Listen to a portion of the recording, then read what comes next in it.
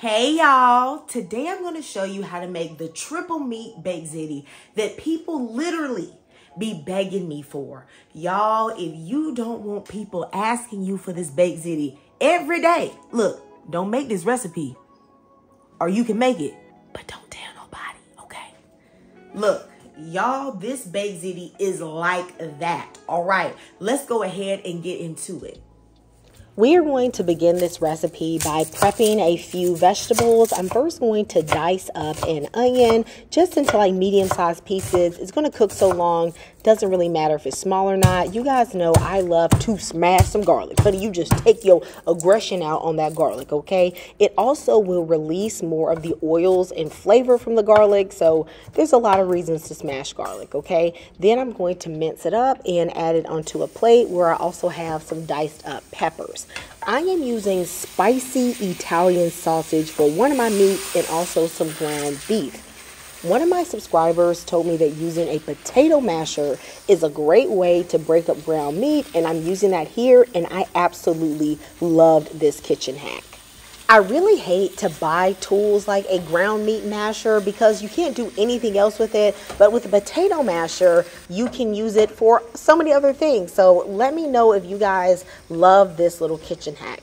I'm going to cook the meat until it is thoroughly browned. That's going to take about 5 to 7 minutes. Then I'm going to add in all of the vegetables and we're going to saute that for about 3 minutes or until the onions are translucent and that garlic is super aromatic. I'm going to season this with complete seasoning, beef bouillon, dry basil, or you can use Italian seasoning as well as some onion powder. And I'll just salt and pepper to taste, and I'm going to cook this for about 30 seconds. Now, if you don't use pork and you just want to use beef, then you're going to need to add extra seasonings because this Italian sausage is adding a lot of flavor. Then I'm going to put in 45 ounces of plain tomato sauce as well as 14 ounces of diced tomatoes. And these are some of the last fresh tomatoes from my garden, but of course you can use canned tomatoes as well. Now y'all know I want to get my money's worth, so I'm going to add a little bit of water to those cans and just add the rest of the sauce as well. Fresh herbs like thyme and oregano are really going to elevate the flavor of this spaghetti. I'm going to cover this and I'm going to simmer it for about 30 minutes on low. Now you can do it for as little as 15 minutes, but I like to do 30 because I just feel like it has a better flavor. I'm then going to add in a tablespoon of sugar as well as some fresh basil. And for any of y'all that want to fight out there, yes, sugar does go in spaghetti, especially when you're using fresh tomatoes. That acidity can add quite a bit of a bite, and adding that sugar is going to balance out the acidity with the tomatoes, but it is not going to make it sweet. That being said, if you don't want to use it, I ain't gonna come into your kitchen and force you. Now, I know you all can see that the oil from the sausage and beef has risen to the top. You could have removed that before you added the sauce with a paper towel, but I like to wait and just remove it with a spoon because when I see that oil has risen to the top, that lets me know that the sauce is well cooked. And I also feel like the oil kind of like fries the sauce a little bit. This is something I picked up when I started doing African cooking, but again, you can definitely remove the oil when you brown the sausage with a paper towel instead of waiting to the end. Now I'm going to pick out those twigs. All right, you don't want that in the ziti at all. And you are going to have a delicious meat sauce that you can use for your ziti or spaghetti. We're going to preheat the oven to 375. While my sauce is simmering back here, I'm going to go ahead and boil the noodles. Now, I know this is ziti, but I'm using rigatoni noodles. If you got a problem with that, I do not care, okay? Don't eat none, all right? I think that the rigatoni noodles just get bigger, so I like them a little bit better. I already boiled some water in my kettle. I'm gonna add that water to the pan. I just like to give it a jump start so that it boils a little quicker on the eye.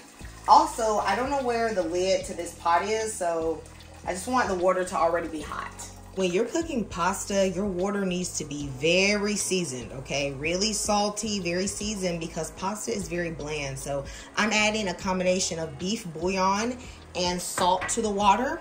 This is gonna give the noodles a really good flavor. Now I'm gonna add my noodles and I'm gonna cook them according to the package instructions. So for this rigatoni, it says 11 to 13 minutes. You definitely do not want to overcook this because remember, we're gonna bake this again in the oven. All right, now I'm gonna teach y'all a trick to really, really flavor your noodles. And you can do this with any pasta. Now this water is getting a little crazy. I'm just gonna cut this burner or this eye off, knock down some of these bubbles because I wanna get some of the pasta water out. Should be good. I got about a cup. I'm gonna have this on reserves. Now my pasta is not fully cooked, okay? You can only do this with pasta that isn't fully cooked. I'm gonna take this, I'm gonna drain off the rest of the water. I'm gonna shock them with a bit of cold water. Even though I'm gonna continue the cooking process, I just wanna cool them down a bit. I feel like the texture comes out better if I do this. Turn your pasta under the water, cool it down. You can see they're not mushy at all. They're holding their shape. And they're a bit undercooked. See, they're undercooked. You can tell that they can cook longer. This is where your pasta needs to be. So this was cooking for about 11 minutes. It's al dente, but not really. Like it's like undercooked a bit, all right? Again, this technique will work with any pasta, but it's gonna be super delicious in the ziti. So we're gonna take this pasta back over to the stove. And I've just moved my sauce over to the main eye. You can see it's nice and hot. It tastes delicious. Let's stir this up a bit, and I'm gonna add a little bit of the pasta water. Not the full 2 cups. I'm gonna start off with maybe like a half a cup. I don't wanna do too much. But that pasta water also adds a good flavor, but it also will thicken a bit because there is starch in that water. Okay, now what I'm gonna do to finish cooking the pasta is that I'm gonna finish cooking the pasta in the sauce. Yes, y'all. This is gonna make your pasta taste delicious. Try this technique. I promise you will love it. Even if you're just making spaghetti and like you're gonna stop here and you're gonna just have spaghetti, put your noodles slightly undercooked in the sauce and let them finish cooking in the sauce. Now, of course, we're baking this, so we don't want this to be mushy. That is very important, okay? We don't want this to be mushy at all. So we're not gonna overdo it. We're just gonna cook it for maybe a minute or 2, test the noodle, see when it's al dente, and then we're going to cut off the heat. So let's cover this up and let this simmer. It's been 2 minutes. As you can see, the noodles have started to absorb the sauce. They're nice and plump now. I don't want them to overcook at all, so I'm definitely going to go ahead and turn off the heat. And yeah, guys, these are delicious. It gives your noodles a great flavor. Let me know if you're gonna try this technique or if you've done this before. We're gonna make a ricotta mixture to go in the ziti.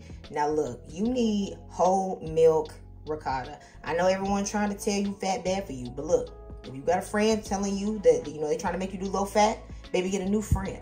All right, you don't need that in your life, okay? I guess if you want to, you can use low fat, but it ain't gonna hit the same. And if you're gonna come on here telling me that's not healthy, look, y'all already know this is not a health channel, so don't come to me with that energy, okay? Don't come to me with that energy.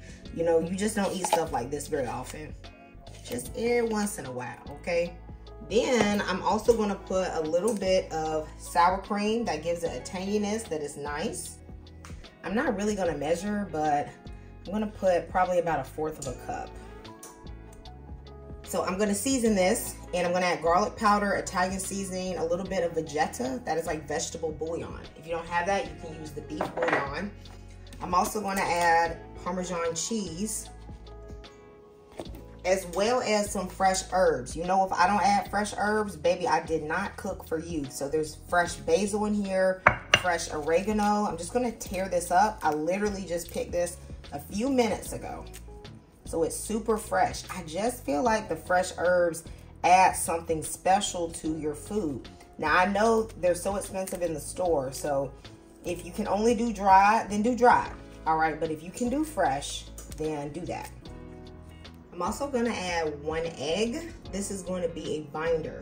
It's gonna help this mixture really set well. Now, if you got an egg allergy, you can leave this out. But baby, if you got an egg allergy, I feel sorry for you. We're gonna have to pray for you, okay, for your deliverance. Cause my goodness, I don't really know how you eat Black people cooking without egg. Cause you know we put egg in everything. Cornbread, macaroni, potato salad. Honey, we will put egg in everything. It's pretty good, but I'm gonna add a pinch of salt. Just a small pinch. Now, I'm not adding stuff like crushed red pepper flakes and things like that because I use hot Italian sausage. Like, it's hot enough, okay? So this is a 9x13 casserole dish. Look, it's beat up a little bit because I've been cooking with it. If your pan don't look a little beat up, you ain't been cooking, okay? You might have been putting some food in the oven, but you ain't been cooking, okay? Y'all know what I'm talking about. All right, so we're gonna start layering this thing. This thing right here. So I'm gonna start first with the ziti and the spaghetti. As you can see, I already got a baking dish under this. Okay, that's to catch any spillage. I'm gonna try to add about half.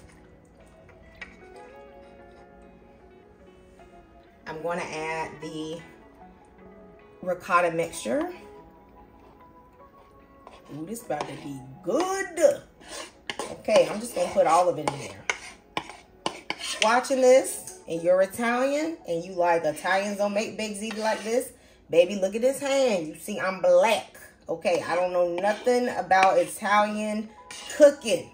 At this point, y'all know the world doing whatever they want to do with some pasta. Okay, y'all know folks just doing whatever. So this is Black Southern cooking. I'm also going to add some Italian style cheese on top of the ricotta. Now, I also meant to put on a layer of about 25 pepperonis for the middle, which tastes really good. So you guys remember to do that after you add the cheese. Y'all, one of my coworkers, he been asking for this ziti for months. Ever since he seen me post a ziti recipe, he been asking me for some. So he said, can I just get 1 ziti? So y'all, what I'm gonna do, I'm gonna wrap up that 1 noodle. I'm gonna tell you, you got your 1 ziti. I'm gonna spread this out over the top. Now, I'm going to go in with the rest of my Italian cheese.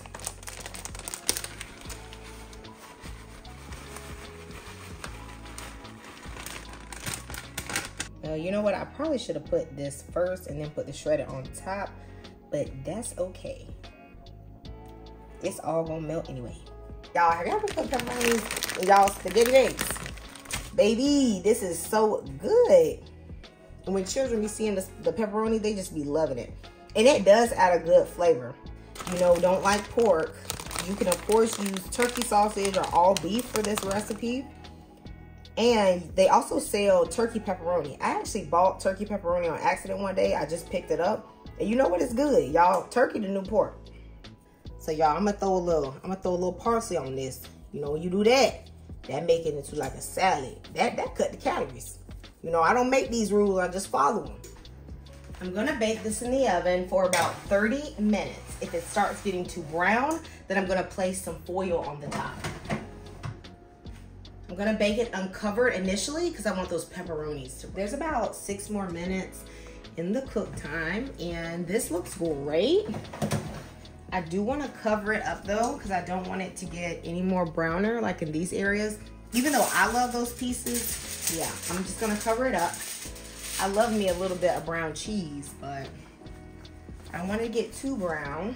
And then I'm gonna stick this right back in. It's time to take this baked ziti out. Y'all know that look good. Ooh, it's heavy too. Ooh, child, look at that, look at that. All right, let's dig in. Look at this.